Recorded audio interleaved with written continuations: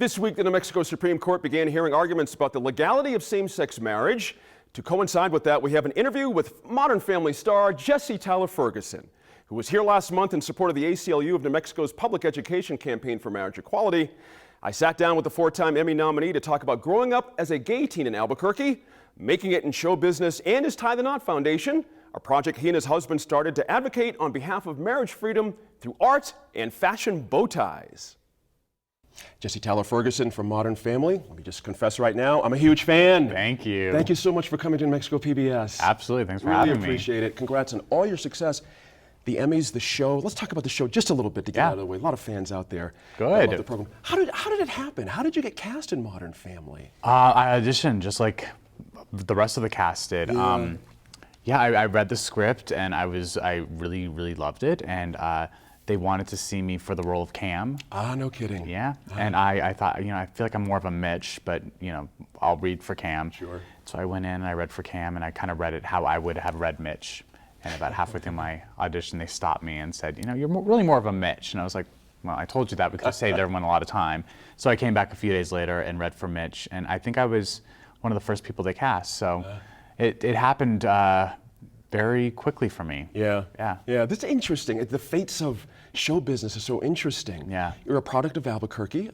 I find it very interesting when I mention this to folks, how it surprises a lot of people. They know you, they know the show. They have no idea you're from here. Well, but you went to St. Pius. I was born in Montana, so if you did research online, you would see, I'm from Missoula, Montana, but I lived there for 11 months of, I don't remember any of it. Albuquerque truly is my home. I lived here for 16 years. So, I mean, I think also people just see my skin tone and I don't understand how that fits into the desert sun. I bet there's a lot of explaining in Los Angeles, Yes. right? Exactly. Yes. But your acting career, so to speak, right here in Albuquerque, you hit the boards here. Tell me, I'm just curious how you started. Well, my mom took me to a production of at the Albuquerque Children's Theater at Popejoy Hall, and I loved it. I was totally enamored with these actors on stage, and I wanted to be on the other side of the footlights. So I begged my mom to let me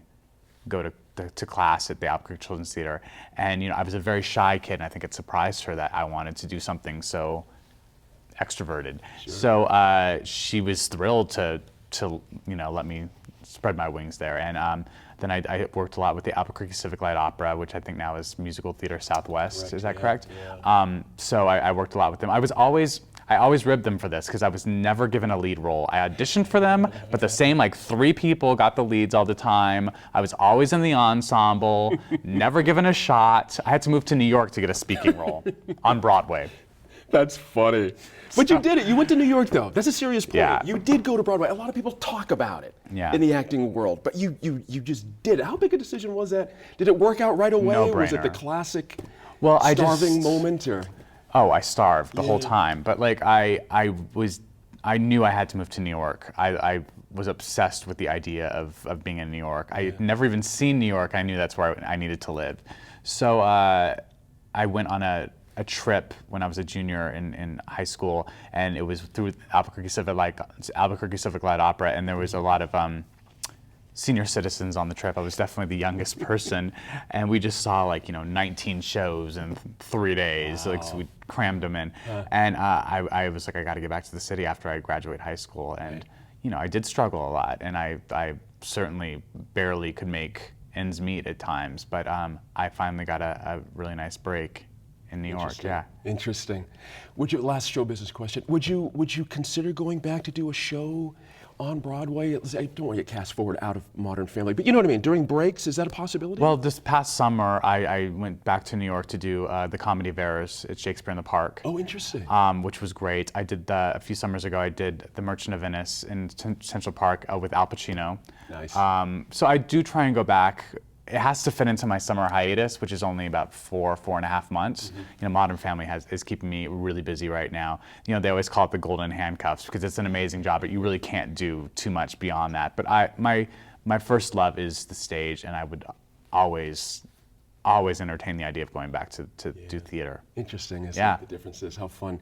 You hear specifically, however, in a lot of your efforts are taken up with marriage equality. Yeah. You're coming to New Mexico to talk about this with your Tie the Knot Foundation. Right. Tell us about that. So Tie the Knot, my husband and I, Justin Makita, we got married in July. Congrats. Thank you very much. About a year ago, we launched this foundation, Tie the Knot. It's tietheknot.org is our website. And basically we're creating bow ties. This is one of them. It's one of our original ones. And all the proceeds from the bow ties go to marriage equality. So we've raised thousands upon thousands of dollars, and we've donated money to the HRC, the Human Rights Campaign, the Respect for Marriage Coalition.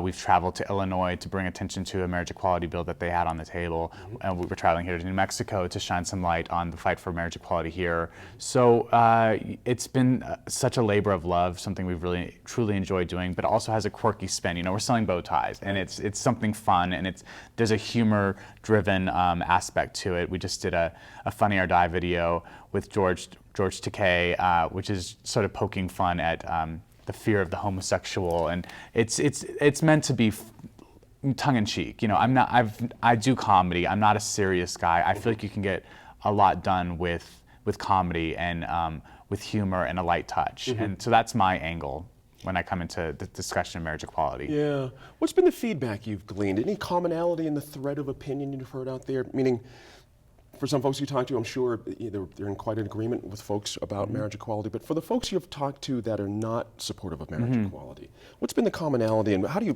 address those kind of folks? Well, you know, when we were in Illinois talking with senators, a lot of their concerns were, you know, marriage in the church. Right. You know, a lot of people, you know, the churches were nervous about, okay, now if marriage equality is legal, we're going to have to open our doors to these couples that are going to want to get married, and it's against our beliefs.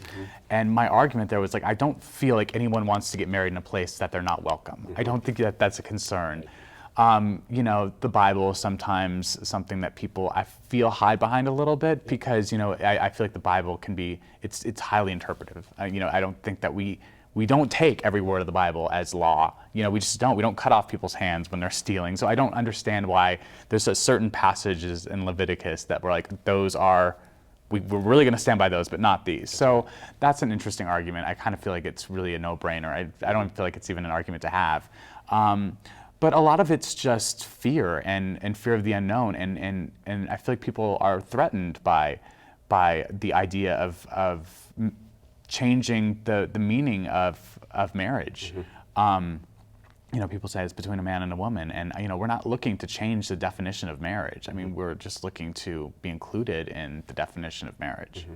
One of the ways was a couple of ways to do this. When you think about policy sides, there's, you know, constitutional votes of some folks that want to push for that, so everybody has a say in this. Interesting arguments, both sides on that, but the other side, of course, is legislating this. Some folks have a real problem with that. Do you have a particular preference how you'd like to see this go? I don't like the idea of the rights of the minority being placed in the hands of the majority. I just don't think that's right. I feel like if you look at all of our civil rights triumphs, we've never done that before. And I think that's really tricky waters that you're getting into. You know, we went through something very similar in California with Prop 8, and it was really heartbreaking to know that enough people voted against my rights, and I was really angry about it. I don't think that that's okay. I mean, listen, we're going to get things done as they happen. You know, with California, we had Prop 8 happen, and it was actually a good thing because it brought a lot of attention to marriage equality and really made it a hot button topic. But I'm very wary of that, of doing it that way. Interesting. You know, I just when you mentioned Prop 8, it just popped in my head. It's like, wow, what an interesting way to make that comparison, because I think you're quite right. Because what will happen, of course, is all kinds of outside money will always arrive whenever there's a vote by the majority. Absolutely. Because that's the system, is to sway one side to your side. And money comes in from places that aren't necessarily even from New Mexico. That's you know, right. a lot of That's money right. came in from outside sources for California, and it had nothing to do with California. It was people from other states who, you know, did not believe that should be legal, and they thought, let's funnel our funds to California and help them with this fight. So it felt like an attack. Right. Right. Speaking of which, interesting segue. Being gay in a Catholic school, everyone has something to deal with, to slog through. High school is the long slog. It's Yeah. terrible for everybody. However, being gay in a Catholic high school, I have to imagine it's a vastly different circumstance altogether. What was your Yeah. experience like? Well, I can't compare it to anything else because I only went to Catholic point. school. So I will share my experience. It was difficult. I went to two grade schools. I went to Our Lady of Fatima and I went to St. Pius X. And you know, I did have a very hard time. And I think because religion is such it's so present in every. I mean, I went to mass every single morning. I was engulfed in religion, and I don't know if that's why it was so difficult. Because I feel like we've progressed a lot since then, especially with St. Pius. I mean, I love the story of Damien speaking out about not wanting to walk down for his diploma in a different color robe. So like it's. Unfortunately, I don't feel like they followed through with that. They still did not allow him to walk as he wanted to, and I think that's disappointing. But the fact that there was a transgender student at St. Pius is mind-blowing to me. I felt very alone in high school because I felt there was no one that was like me or that I could relate to, and I was bullied a lot, and I had a lot of teachers who sort of turned their back on it, and I had a lot of teachers who didn't. I had a theology teacher who was very supportive of me, and I had. And asked me to come into class and share with the students in my class this reading of Angels in America that I had done, and I had gone to nationals with for the speech and debate team. And I thought, well, do you know that this play is a little tricky? I mean, it deals with homosexuality and AIDS, and he said, no, I think you should do it. I think you should share with the students what you've been working on, because the arts is not really being put on a pedestal like it should here in the school. So I stood in front of my class and I did this cutting from Angels in America, this piece that I had done, and they were so respectful of me, and so there was probably some people who were a little uncomfortable with it, but the majority of the students really were very responsive to what I had to show, and a lot of people who I never spoke to before came up to me and said, you're really talented, and that was really moving, and thank you for doing that. And I just felt like I never had that moment I never had the opportunity of having that sort of human connection with a lot of the other students, because there was a fear of like, well, if I'm friends with the guy who everyone knows is gay, what are people going to say about me? But things really have changed, I think, in the past 20 years, and I'm anxious to hear how much it has. I mean, I know a little bit, but I'm anxious to learn more. Sure. Let's assume that even watching right now, there's a lot of young people perhaps who are fans of yours. Any advice for gay teenagers out there? Because I'm really struck about what you said about feeling alone. I think a lot of people who are minorities in some fashion can connect to that, exactly what you said, but I think especially what you just mentioned was interesting. Right. I mean, I think there's certainly so many more outlets now than there was when I was a kid. There's Facebook and there's Twitter, and those are a good thing because you can reach out to people who are like you in other states and other areas of the world. And it's also a bad thing because I think bullying on cyberbullying has gotten really incredibly out of hand. There's great organizations for people who are feeling incredibly alone, like the Trevor Project. Suicide hotlines if people are really feeling very desperate. At the Trevor Project, but I always tell kids who are feeling ostracized and secluded that there's just such a life after high school. I mean, the It Gets Better campaign really is truly brilliant, but there is so many places in this country that are willing to welcome you with open arms, and I've seen a lot of this country now as an adult, and I'm always astonished. I've seen some places that I'm like, oh, I'm glad I didn't grow up here. Right. But I've seen other places. I was like, wow, this is a wonderful, loving place for someone like me. Sure. So yeah, it's all about keeping your eye. I mean, sometimes I had to put blinders on when I was a kid and just say, I'll be fine. I just got to get through this. Right. But it's tough. I mean, I would never want to put myself through high school again. I think most people would say that, but it was not easy. Yeah. And following that, I'm just curious, again, one can interpret things differently in modern times, but did you find being gay to be impactful on your career early on? Was it Helpful, not helpful, didn't matter at all? You know, What I think your that was experience? that was one of the fears that my parents had was Yeah. that if I'm gay, I'm not gonna get work. Okay. It's different in the theater world. I mean, it's run by That's a good point. a lot of people who are gay. That's right. And so I was given opportunity. I was given the opportunity to play gay roles, straight roles. I played a horse in which, you know, who cares whether you're gay or straight.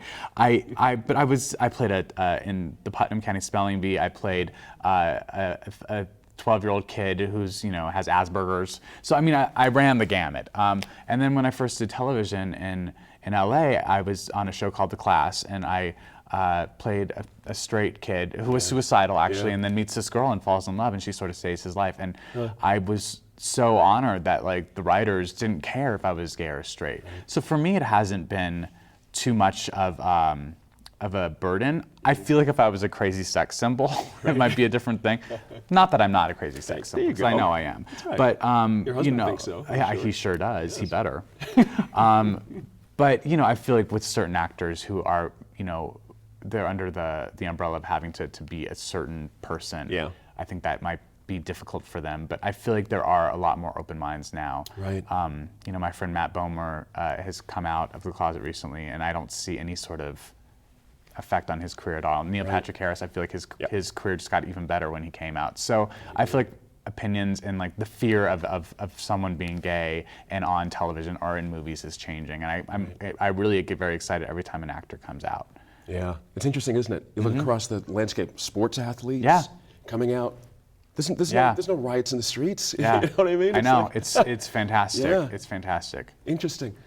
You've been on Emmy stages before receiving. You guys have had a great run with Modern Family, but you've not had a chance to snag one for yourself personally. No. Does that mean anything to you? No, I honestly, like, I've been so, every year when the nominations are about to be announced, I think I'm not going to get nominated this year. So I've been nominated personally now 4 times in a row, and every year I cannot believe that they think that I should be placed in this category with these people. It's really, truly an honor.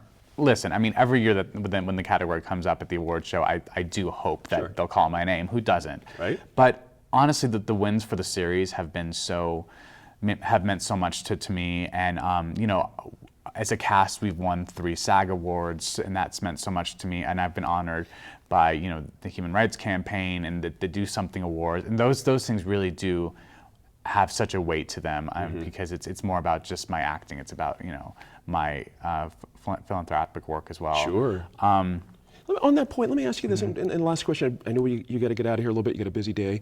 However, you mentioned a little bit earlier, I want to come back to humor as a weapon, or humor as a leverage point. Yeah. Maybe it's a better As a word. tool, As yeah. a tool, right, Yeah. than a weapon.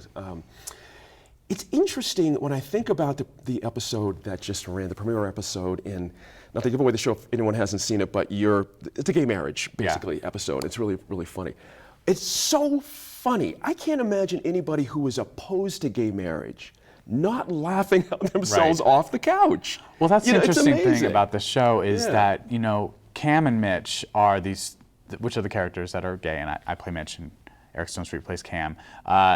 They are, at least in the very first episode, they were presented as the most normal, kind of mundane couple. They were really, being gay was like 4th on the list. The first thing was that they were new dads and they were going through these struggles of raising a kid.